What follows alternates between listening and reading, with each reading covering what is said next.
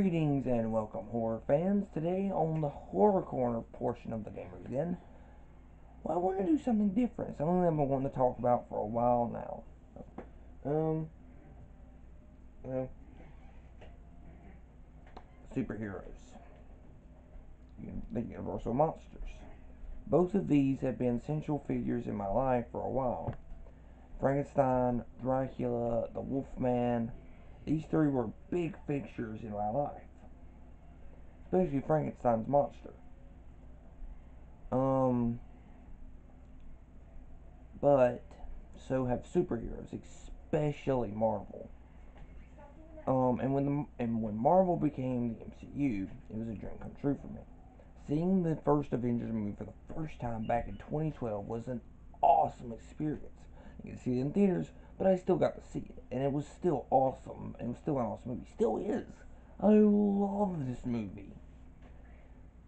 But at the same time, you're gonna be shocked by this, but I actually didn't. I actually wanted the Dark Universe to work. And I can point out some flaws with it, mind you, but at the same time, on paper, it could work.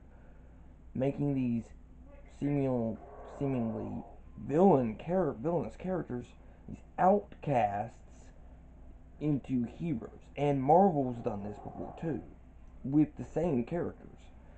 Frankenstein's monster, Werewolf by Night, Blade, Swamp Thing. Or no, it's Man Thing for Marvel. Swamp Thing's DC. Sorry. And the Living Mummy. I can't remember his other name, his full name, but I know he's called the Living Mummy. These are just a couple of them that are part of Nick Fury's Howling Commandos. Not be confused with Captain America's version of the Howling Commandos. These are Nick Fury's team set in the present that are basically monsters fighting other monsters. And while no, I didn't like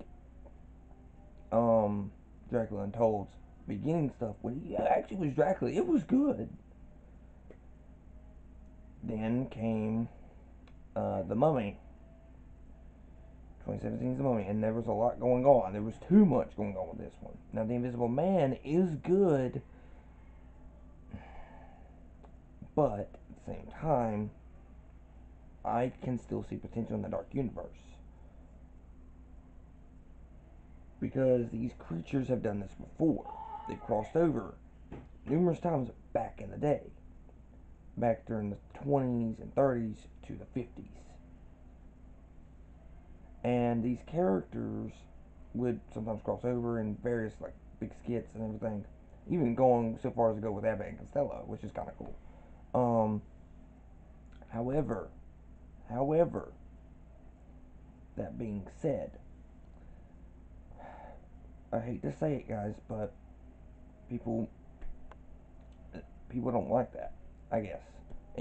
But I hate to say it, there is one specific portion that the Dark Universe and the DCU, the live action DC movies at this point, and all other connected universes need to copy with Marvel. And it's not their big cinematic stuff. They need a roadmap. They need a central figure as well to keep control of it. Or, in the MCU case, 4 or 5 guys working on it, with Kevin Feige being the big head. You notice the roadmap from currently in 2021 to 2023. Yes, there's delays, but you notice that they've still got a game plan going. They've got specific shows, specific movies that they got lined up for a specific phase. That is unprecedented. And they've been doing that since day one. Or at the very least since phase 2. Might have been from phase 1, I don't know. I can't remember off the top of my head. But I do know that they've been doing it for quite some time, and it's not something new. But but this is the horror corner, so we're going to be talking about the Universal Monsters and how these characters are like, well, especially Marvel. They are very much like Marvel in the sense that they focus on misfits, creatures that just don't fit in. and lash out the world. Dr. Jekyll, Mr. Hyde, Frankenstein's monster, and the Doctor himself as well. The Wolfman, Dracula, the Mummy, Imhotep, the Creature from Black Lagoon. All of these guys are outcasts in some way, shape, or form. Now, yeah, some of them, like Dracula, are evil. Hell, Blade and the Howling Commando, Nick Fury's Howling Commandos, fight Blade in the comics. Fight Dracula in the comics, sorry. But therein lies the rub, guys.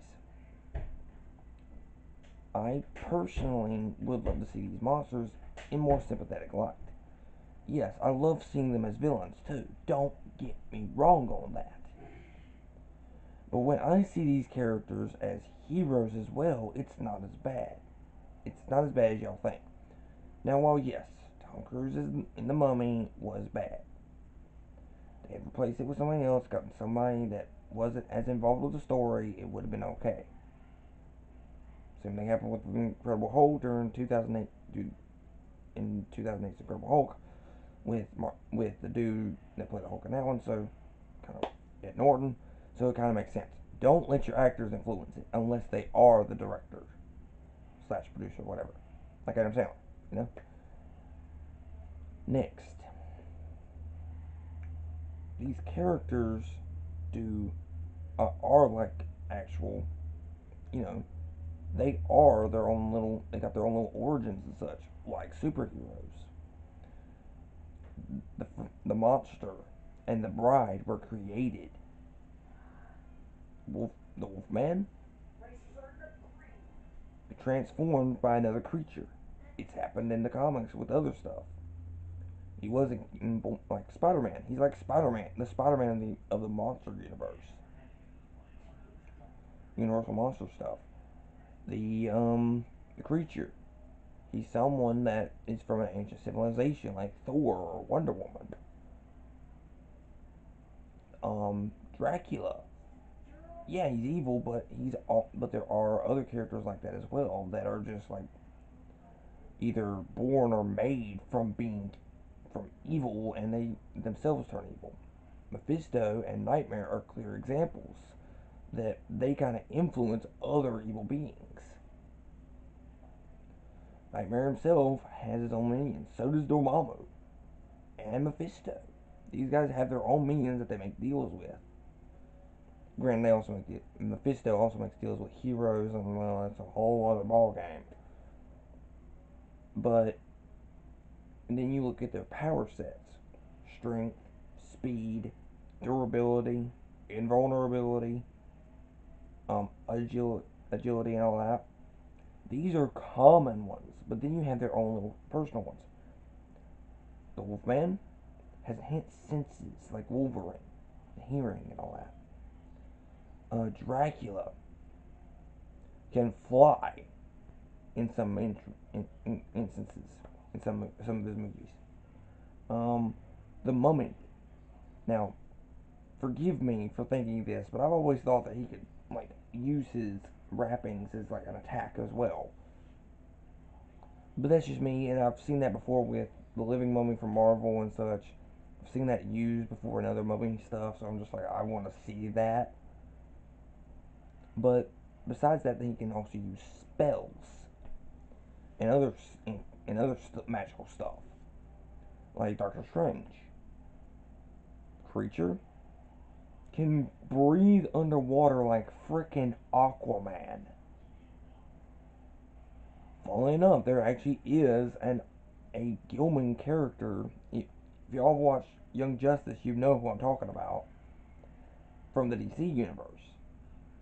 Um, and so many other characteristics that kind of make the monsters, Universal monsters. I can see them as potential heroes as well if they're given the chance in the right story. Frankenstein's monster, of course, is going to be turning evil in the movies because he's portrayed as one. He's hunted down as one. Dracula, okay, yeah, he's a bad guy. He's evil no matter what. I can't see him as a good guy, but there are such a thing as a good vampire. They're either Dhamphirs, which are half human, or, well, you know, if anyone out there from the UK probably knows who this character is, but there's a character called Duckula.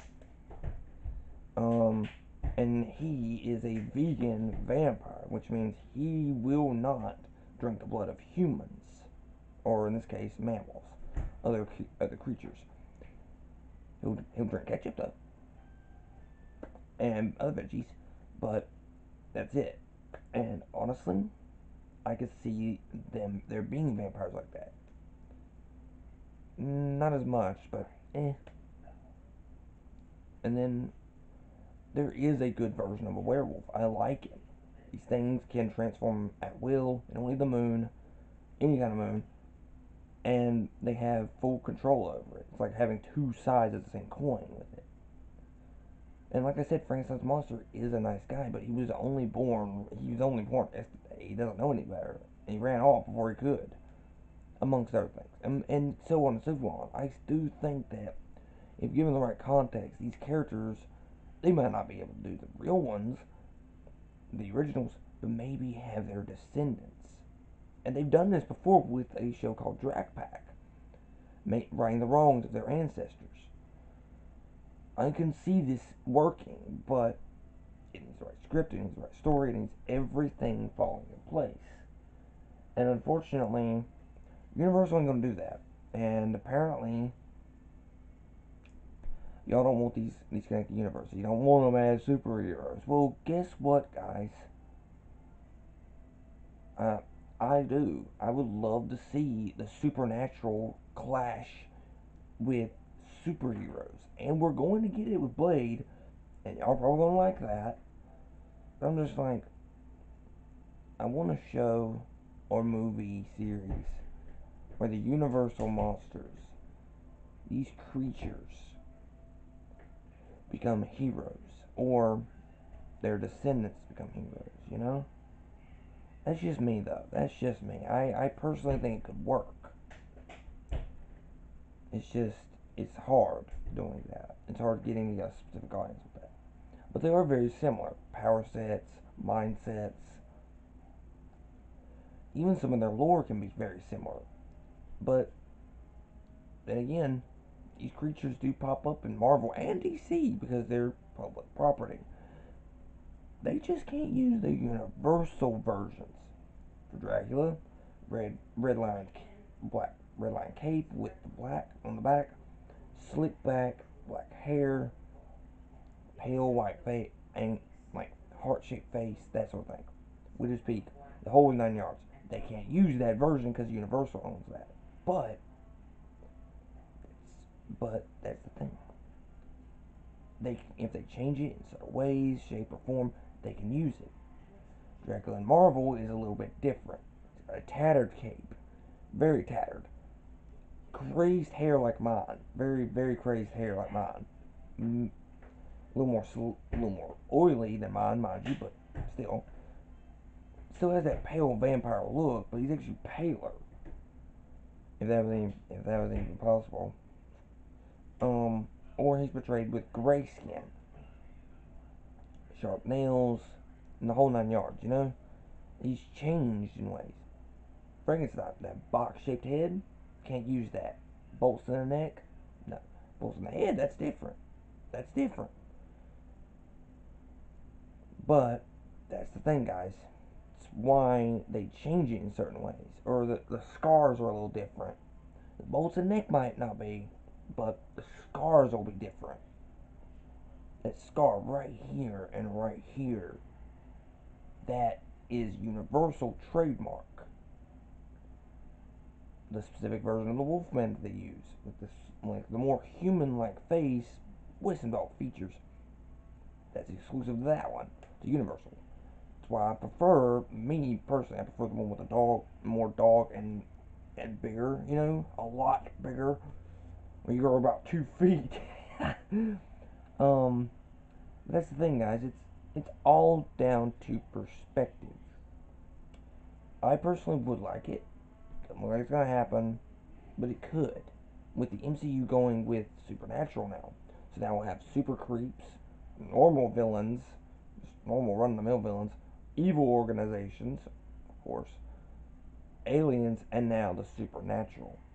Now, we kind of already had that with Scarlet Witch and Doctor Strange, but now we're going to be dealing with something outside of like witches and sorcery, you know? If the rumors are true, which I know we're getting Blade, so that right there in of itself, we know the vampire stuff is going to be in there. But it could open the door to more. Doctor Strange: The Multiverse of Madness has a Nightmare and Mephisto and Ghost Rider. These are supernatural fixtures in Marvel. And that could open up the door to more characters like Werewolf by Night, Wolfsbane, basically a female werewolf. I think she's part of the X-Men. I don't remember. Um, Man Thing, and Living Mummy, and all these other characters popping up. But at the same time, I don't know if it'll work.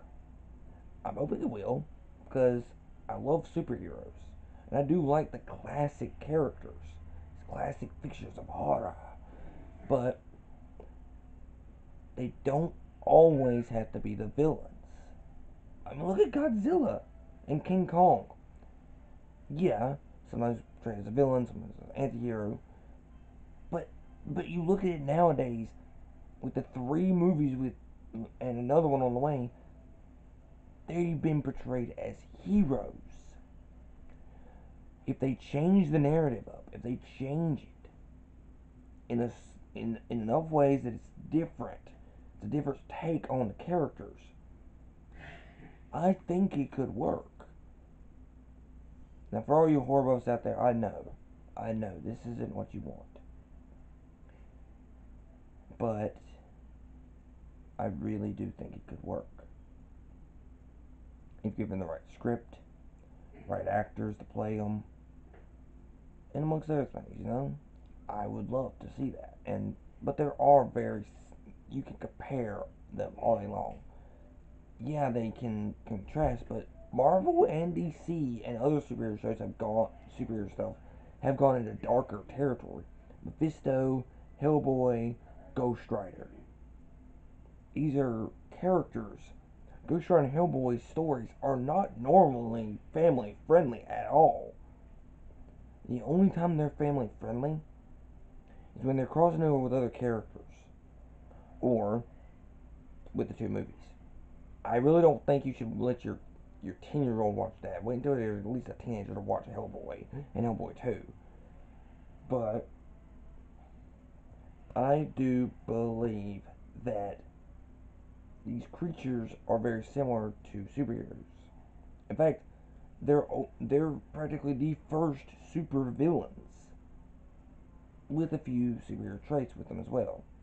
For eventually we actually got superheroes like Popeye, Captain America, and Batman. And yeah, I do kind of classify Popeye as his own little hero, maybe, and and he does have like super strength, so kind of is a Superman. Look up Superman's origin stuff. You'll see what I mean by that.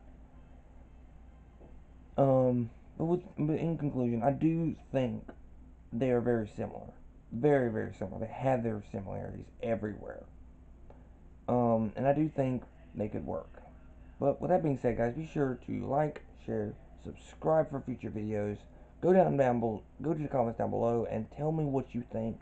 What you think of monsters, universal creatures. What you think about like the supernatural fully being integrated into MCU, and what you think of what you think of what I think. You know. Tomorrow I'll do a bunch of gameplay as much as I can. Um, And of course, guys, be sure to keep looking back at our older videos, keep looking forward to our newer videos, and hopefully I'll see you guys in the next one. I've been Cancel This has been Gamers Den. Y'all been awesome. I love each and every one of you. Keep growing this channel bigger and bigger and bigger. And hopefully, I'll see you guys in the next one. Bye.